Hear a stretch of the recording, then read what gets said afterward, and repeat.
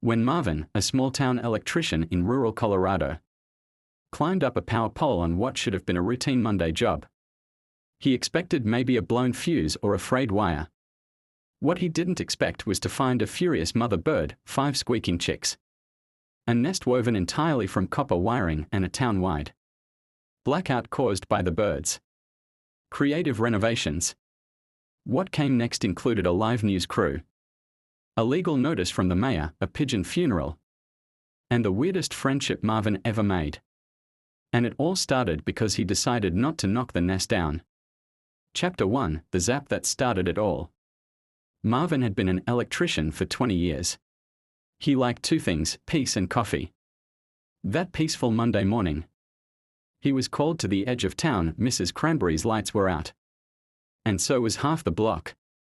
She said, "Something's crackling up on the pole. Maybe a squirrel." Marvin sighed, took a bite of his cold breakfast burrito, grabbed his gear, and got in the van. When he reached the site and looked up the pole, he squinted.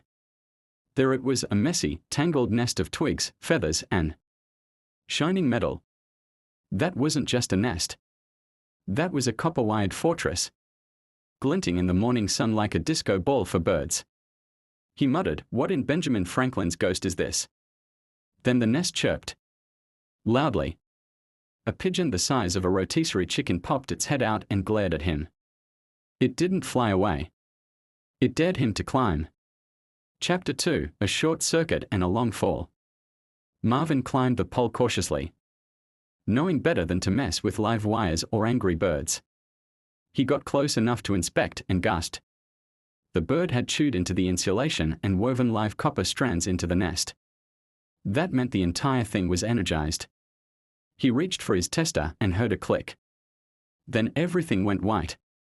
Marvin woke up on the ground, face up, the smell of burnt denim in his nose. His eyebrows were singed off. The mayor was there. So was a camera crew. Someone handed him a Gatorade. "Did I die?" Marvin groaned. "No," said the mayor. "But the town's out of power and the pigeon's trending on Twitter." Marvin blinked. "What?" Chapter 3: The Lawsuit, the Lunch, and the Legend. Turns out, the pigeon was named Miss Crumbles. She had a tag on her leg, belonged to a retired librarian named Doris, and had survived being hit by a drone last year. She was a local hero, and Marvin had electrocuted her house. A week later, he got served a legal notice from the pigeon. Or rather, from Doris on behalf of Miss Crumbles. It claimed he'd endangered an endangered bird and caused severe emotional distress. "You can't be serious," Marvin muttered to his lawyer. "She's got 2,000 followers." His lawyer replied, and a Change.org petition. Chapter 4: A Deal with Feathers.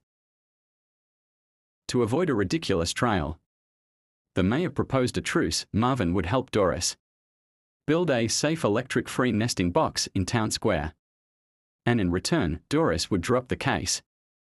Marvin agreed, mostly because he didn't want to become a meme again. He and Doris started meeting daily. At first, he found her insufferable. She talked to birds, wore capes, called him the Electro-Goblin. But slowly, Marvin noticed she made him laugh. She brought cookies. Miss Crumbles started perching on his shoulder. He started calling the pigeon boss. Chapter 5: The Fire and the Rescue. One night, a freak lightning storm hit Maplewood. The new nesting box caught fire. Marvin, who lived nearby, woke up to Miss Crumbles' frantic fluttering at his window. Without thinking, he threw on his boots, grabbed his tools, and ran through the storm. The box was in flames. Doris screamed. Birds scattered. But Marvin climbed the pole again. No harness. No hard hat. Just his old electrician gloves and a soaking flannel shirt. He pulled open the nesting box and found 2 baby birds barely alive inside. He wrapped them in his t-shirt and climbed back down. As the fire crew arrived, Doris was crying. Miss Crumbles perched on Marvin's head and didn't move for 10 minutes. Chapter 6: From Zap to Hero. The story hit national news the next day. Electrician saves birds he once evicted. Marvin got mail from school kids. One boy sent a crayon drawing of Marvin in a cape, holding a wrench like Thor's hammer. Doris hugged him on live TV. Marvin gave a speech and said something like, "Sometimes the dumbest jobs give you the best friends." The mayor named the rebuilt birdhouse the Marvin Crumbles Nesting Memorial Tower. Chapter 7, 1 year later. Marvin still did basic electric work, but now he also gave school talks about animal safety near wires. He still hated social media but had a Twitter account run by Doris with 10,000 followers. Miss Crumbles laid eggs again that spring. Marvin brought her extra yarn and zip ties.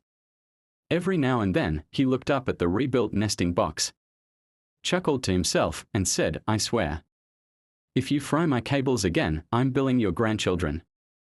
The bird cooed like she understood. Final words.